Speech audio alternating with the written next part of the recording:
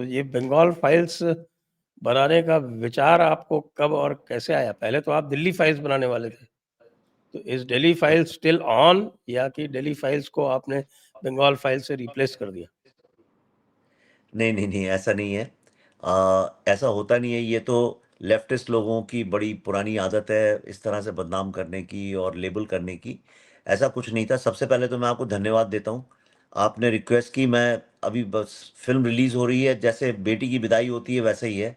पर मैं इसलिए आया कि मुझे ऐसा लगा आपसे बातचीत करना आवश्यक है। कई सारी मिथ्याएं फैला दी हैं ये कम्युनिस्ट, लेफ्टिस्ट और इकोसिस्टम ने, टीएमसी वालों ने, तो मैंने सोचा क्लियर करता हूँ।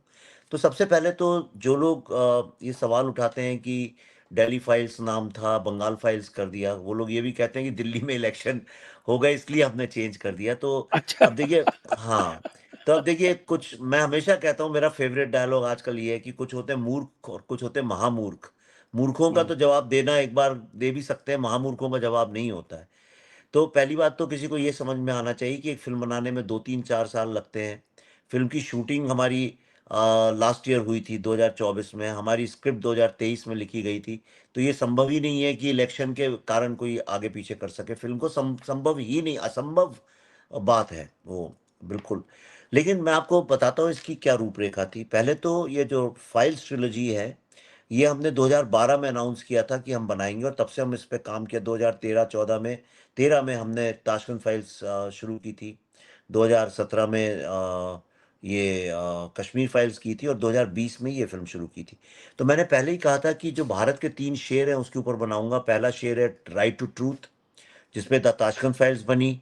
दूसरा शेर है राइट टू जस्टिस, जिसपे कश्मीर फाइल्स बनी। और तीसरा है राइट टू लाइफ, उसके ऊपर ये फ़िल्म बनाएँगे। तो हुआ क्या, जब हमने इसका रिसर्च करके इसको लिखा, तो हमको ये समझ में आया कि भारत की जो पार्टीशन था, हम पार्टीशन पे बना रहे थे, पहले से तय था। क्योंकि सबसे अधिक लाइफ, राइट टू लाइफ आज़ादी के पहले हमारे पास नहीं था, और आज़ादी के वक़्त हमने इतना लाइफ खोई। और उसके बाद 2 स्टेट्स जहाँ पे आज़ादी के बाद कश्मीर के अलावा सबसे अधिक खून-खराबा हुआ और लाइफ की कोई कीमत नहीं, वो एक तो पंजाब जहाँ पे टेररिज़्म से हमने सफ़र किया, और दूसरा बंगाल।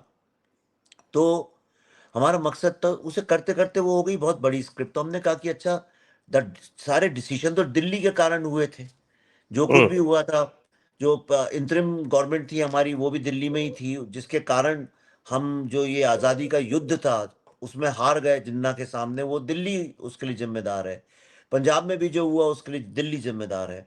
तो हमने कहा था डेली फाइल्स पहला पार्ट होगा बंगाल चैप्टर, दूसरा होगा पंजाब चैप्टर। ऐसा सोच के किया था। लेकिन जब हम कम्युनिकेशन करने निकले फ़िल्म खत्म होने के बाद, अप्रैल में मैं जब अमेरिका गया था, राजीव मल्होत्रा जी का एक इवेंट था उसमें। तो जब मैंने भाषण दिया तो मुझे समझ में आया कि लोग जो हैं कन्फ्यूज़ हो रहे हैं, और वो समझ रहे हैं the Delhi files Bengal chapter, तो बंगाल भूल जाते थे और दिल्ली फाइल्स को बोलते थे कि अच्छा ये सिखों के ऊपर है क्या, जबकि ऐसा नहीं था। पूरी फ़िल्म बंगाल के ऊपर थी। तो इसलिए फिर हमने उसका नाम चेंज करके बंगाल फाइल्स किया। हमने थोड़ा लेट किया, जानबूझ के लेट किया, क्योंकि हमको पता था कि हम अनाउंस करेंगे तो सारे के सारे ये वल्चर्स हमारे पीछे पड़ जाएँगे। तो हम्म। अलतकिया, वो लोग भी अलतकिया मानते हैं, तो थोड़ा मैंने रिसर्च करके सीख लिया था अलतकिया क्या होता है। तो हमने कहा चलो थोड़े दिन हम भी इनको घुमाते हैं, बेवकूफ़ बनाते हैं। तो इसलिए वो था।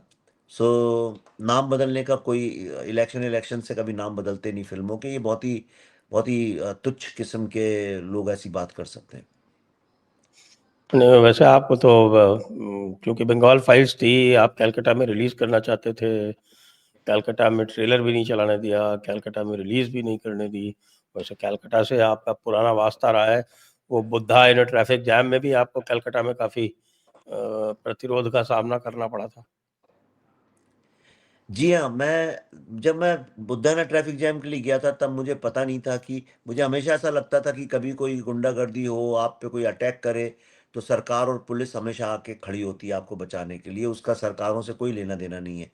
लेकिन तब मैंने पहली बार अनुभव किया कि जब मेरे को अटैक हुआ था, मेरा कंधा तोड़ा गया, स्टूडेंट्स ने गाड़ी तोड़ी थी, और सब स्क्रीन जो थी हमारी वो फाड़-फूड़ दी थी। तो पुलिस वहीं खड़ी हुई तमाशा देख रही थी, उसने कुछ भी नहीं किया, तब भी यही सरकार थी। और इस बार जब हम गए, तो मैं आपको पूरा क्रम बताता हूँ क्या हुआ कि हमने थिएटर से परमिशन ली थी 16 तारीख को, 16 अगस्त को, जो कि एनिवर्सरी थी डायरेक्ट एक्शन डे की, जिसमें हिंदुओं का नरसंहार हुआ था। तो हमने परमिशन लेके सारी परमिशंस लेके उसे थिएटर में, एक सबसे बड़ी जो इंडिया की नंबर 1 मल्टीप्लेक्स चेन है, नाम सब जानते हैं, लूँगा नहीं, आप कभी लीगल केसेस चल रहे हैं हमारे ऊपर। तो उनने हमें राइटिंग में से परमिशन दी थी, लेकिन जब मैं वहाँ पहुँचा एयरपोर्ट पे मुझे पता चला कि उन्होंने मना कर दिया है अंडर पॉलिटिकल प्रेशर। तो हम दूसरी चेन के पास पहुँचे कि भई अब टाइम नहीं है, फटाफट करिए इसे आप। तो उन्होंने भी बोला नहीं साहब हम करेंगे, तो ऐसा बताया जा रहा है पुलिस की तरफ से कि पॉलिटिकल टर्मॉइल आ जाएगा। उन्होंने टर्मॉइल वर्ड का यूज़ किया था। तो तब मैं समझा मामला गंभीर है। तो फिर मैंने जो हमारे डिस्ट्रीब्यूटर हैं ज़ी और जो इवेंट इवेंट मैनेज करते हैं कंपनियाँ, उनसे कहा कि भई इसको शिफ्ट करके आप आईटीसी में करिए। क्योंकि और मैं कहीं और भी कर सकता था, कई सारे होटल हैं कलकत्ता। मैंने आईटीसी इसलिए बोला क्योंकि आईटीसी सबसे ज़्यादा प्रोफ़ेशनल और प्रेस्टिजियस होटल है कलकत्ता का। आईटीसी का जो सोनार है और अब वहाँ ग्रैंड खुला है। ये वहाँ के फ्लैगशिप होटल्स हैं और वो कलकत्ता के हेरिटेज को रिप्रेज़ेंट करते हैं। तो उसकी सारी परमिशन थी हमारे पास। 200 जर्नलिस्ट आए, कलकत्ता का हर जर्नलिस्ट वहाँ पहुँचा, सिर्फ़ जर्नलिस्ट थे, कोई बाहर का आदमी नहीं था एक भी, क्योंकि ट्रेलर में सिर्फ़ जर्नलिस्ट होते हैं, मीडिया के लिए होता है। तभी मैंने देखा कि कई सारे अननोन टाइप के लोग चारों तरफ फैले थे, मुझे लगा कि होंगे मीडिया वाले होंगे, कुछ होंगे, और काफ़ी सारी पुलिस आने लगी। पर वो हॉल के बाहर थे, जो बैंक्वेट हॉल होता है, उसके बाहर थे। अच्छा, हॉल में प्रॉपर एलईडी स्क्रीन्स लगी, आप भी तो करते हैं इवेंट अपना जयपुर डायलॉग्स, आपको पता है सारी व्यवस्था कैसे होती है, साउंड लगता है, उसकी चेकिंग होती है, कंसोल लगते हैं, जिनमें लाइट-वाइट मैनेज की जाती हैं, सारा, तो वो सब लगा। और इन्हीं का जो बैंक्वेट मैनेजर है, उन्हीं के छत्रछाया में सब कुछ हुआ।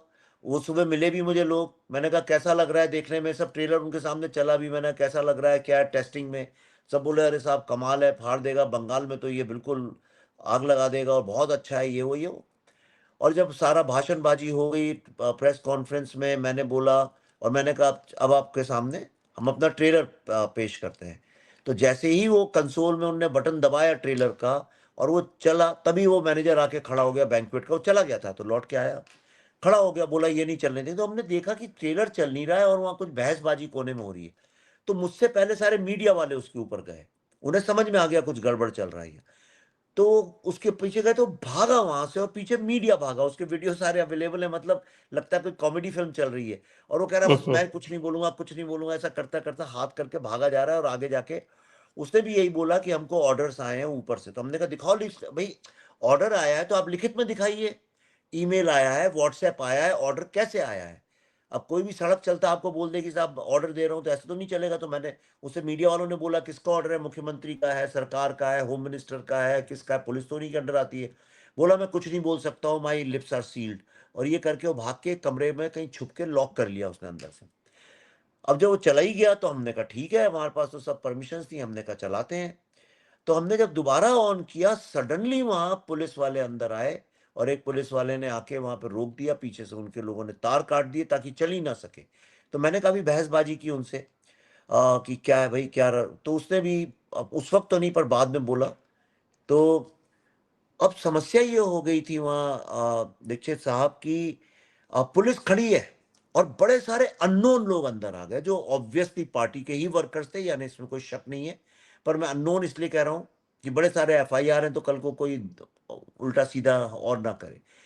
तो ऐसे फेसेस जो इनवाइटेड नहीं थे, जिनका हमसे कुछ लेना-देना नहीं था, और उनने एक स्टैम्पीड जैसी सिचुएशन क्रिएट कर दी, जिसमें जो हमारी सिमरत थी लड़की, मैंने एक एक्ट्रेस का तुम इसे लेके भागो में पल्लवी को पकड़ के किसी तरह लाया, और कई सारी जो मीडिया की लड़कियाँ थीं और लड़के थे, उनके पाँव-वाँव पे लोग चल रहे थे और पुलिस वहाँ खड़ी तमाशा देख रही थी। पुलिस का काम था लॉ एंड ऑर्डर। मतलब ये सब डेलिब्रेट किया गया था। बहुत बाद में मुझे जो आए थे कई कुछ पुलिस वाले, उनमें से एक आध ने मुझे खुद ही बताई ये बात। उन्होंने कहा कि सर सारा प्रॉब्लम ये था कि आपकी फ़िल्म जो है, उस वो कहती है untold story of Hindu genocide और डेमोग्राफी चेंज की बात करती है, इसको लेके आपका ट्रेलर रोका गया है। तो ये वास्तु स्थिति है वहाँ की। और कई सारे एफआईआर हमारे ऊपर हो चुके हैं, बहुत सारे हो चुके हैं।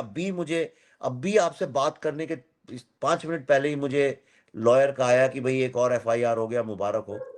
तो अब वो सोमवार को जाएँगे कलकत्ता हाई कोर्ट में, और हुँ। उसके अलावा दिन-रात धमकियाँ दे रहे हैं ये लोग।